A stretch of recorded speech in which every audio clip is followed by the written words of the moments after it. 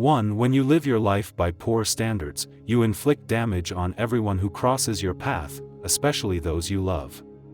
The sentence, "When you live your life by poor standards, you inflict damage on everyone who crosses your path, especially those you love," underscores the significant impact of personal behavior on others. It suggests that maintaining poor standards in life not only harms the individual but also negatively affects everyone they interact with, particularly their loved ones. This perspective highlights the importance of personal responsibility, ethical behavior, and the interconnected nature of human relationships. At the core of this statement is the idea that poor standards, whether moral, ethical, professional, or personal, have far-reaching consequences. Living by poor standards implies engaging in behaviors and making choices that are suboptimal or harmful. These standards can manifest in various forms, such as dishonesty, laziness, neglect, or unethical practices. The sentence implies that such behaviors do not exist in isolation but create a ripple effect, impacting others in the individual's life. The phrase, "You inflict damage on everyone who crosses your path," suggests that poor standards cause active harm to others. This damage can be emotional, psychological, or even physical. For instance, someone who is consistently dishonest or unreliable can create a toxic environment that affects the well-being of those around them. The harm inflicted by poor standards can undermine trust, create conflict, and lead to a breakdown in relationships. The sentence places special emphasis on the impact on loved ones, stating, "especially those you love." This highlights that the most significant negative consequences are borne by those who are emotionally closest to the individual.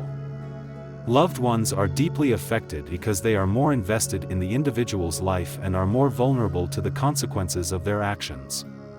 For example, a parent who lives by poor standards might neglect their responsibilities, causing emotional distress and instability for their children. The implications of this perspective are profound. It underscores the importance of personal responsibility, suggesting that individuals have a duty to uphold high standards not just for their own sake but for the well-being of others. Ethical and moral considerations are crucial, as failing to maintain good principles can lead to broader social and relational harm. The sentence also emphasizes the interconnectedness of human relationships, where one's actions and standards significantly influence others' lives, especially those in close relationships. Moreover, this perspective extends beyond personal relationships to suggest wider societal implications. Poor standards can contribute to a negative environment or culture within a community or workplace. For instance, unethical behavior in a professional setting can erode trust and cooperation, leading to a toxic work environment that affects everyone's morale and productivity. The sentence implicitly promotes the values of character and integrity. Maintaining high standards is crucial for fostering healthy, positive relationships and environments. By adhering to good principles, individuals can create a supportive and nurturing atmosphere that benefits everyone they interact with. In conclusion, the sentence, "When you live your life by poor standards, you inflict damage on everyone who crosses your path, especially those you love," emphasizes the far-reaching consequences of living by suboptimal or harmful standards. It highlights the importance of personal responsibility in ethical behavior, noting that one's actions significantly affect others, particularly those in close relationships. This perspective underscores the interconnected nature of human interactions and the vital role of maintaining high standards for the well-being of oneself and others. By striving for high standards, individuals can positively influence their relationships and create a healthier, more supportive environment for all. 2. Without action, the best intentions in the world are nothing more than that, intentions. The sentence, "Without action, the best intentions in the world are nothing more than that, intentions," underscores a critical truth about the nature of intentions and their realization. It highlights that no matter how noble or well-meaning intentions may be, they remain meaningless without the corresponding actions to bring them to fruition. This perspective emphasizes the indispensable role of action in transforming intentions into reality and underscores the importance of accountability, commitment, and effectiveness in achieving desired outcomes. At the core of this statement is the idea that action is the essential catalyst that transforms intentions from abstract concepts into tangible results. The phrase, "without action," sets up a necessary condition, implying that intentions alone are insufficient. It suggests that action is a prerequisite for turning good intentions into reality. No matter how well-intentioned a person may be, without taking concrete steps, their intentions remain mere thoughts and do not lead to any real impact. The primary assertion, "the best intentions in the world are nothing more than that, intentions," further reinforces this idea. It clearly distinguishes between having good intentions and achieving actual outcomes. Intentions, regardless of their quality or nobility, remain abstract and unfulfilled without action. This distinction highlights the necessity of moving beyond mere planning and thinking to actually implementing and executing plans. The implications of this perspective are significant. First, it underscores the importance of motivation and commitment. Individuals are encouraged to go beyond merely having good intentions and to commit to taking the necessary actions to achieve their goals. This call to action emphasizes that real change and progress require effort, perseverance, and a willingness to act. Second, the sentence highlights the importance of effectiveness and making a tangible impact. Good intentions alone do not change anything, only actions do. This underscores the need for a practical and results-oriented approach to achieving goals. It suggests that for intentions to have any real value, they must be accompanied by effective actions that lead to concrete outcomes. Third, the sentence implies a call to accountability and integrity. Following through on intentions with actions is a sign of integrity and authenticity. It shows that one's words and thoughts are aligned with their deeds. This alignment is crucial for building trust and credibility, both in personal relationships and in professional and social contexts. In a broader context, this perspective is relevant to various aspects of life. In personal development, it underscores the need for practical steps toward self-improvement.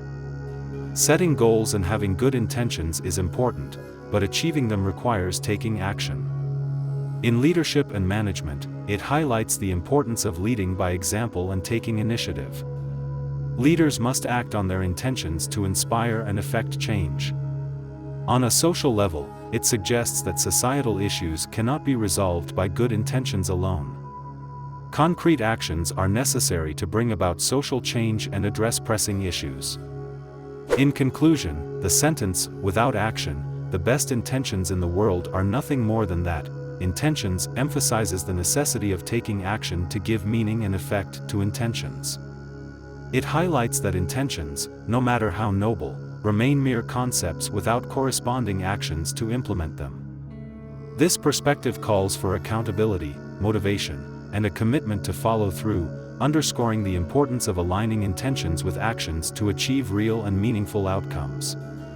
By recognizing the essential role of action, individuals can transform their good intentions into tangible results and make a positive impact in their lives and the world around them. 3. Money doesn't just buy you a better life, better food, better cars, better pussy, it also makes you a better person. The sentence, "money doesn't just buy you a better life, better food, better cars, better pussy, it also makes you a better person," presents a provocative assertion about the role of financial resources in both enhancing material well-being and contributing to personal development.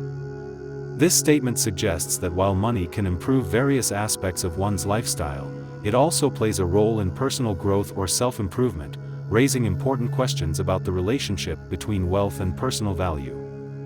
At its core, the statement emphasizes the material benefits that money can provide. By listing improvements such as a higher standard of living, better quality food, more luxurious cars, and enhanced sexual experiences, the sentence reflects a materialistic perspective. It implies that financial resources significantly upgrade one's lifestyle, offering comfort and pleasure that are otherwise inaccessible. However, the sentence extends this notion by claiming that money also makes one a better person. This controversial idea suggests that financial success contributes to personal growth or improvement, potentially influencing one's character and self-worth.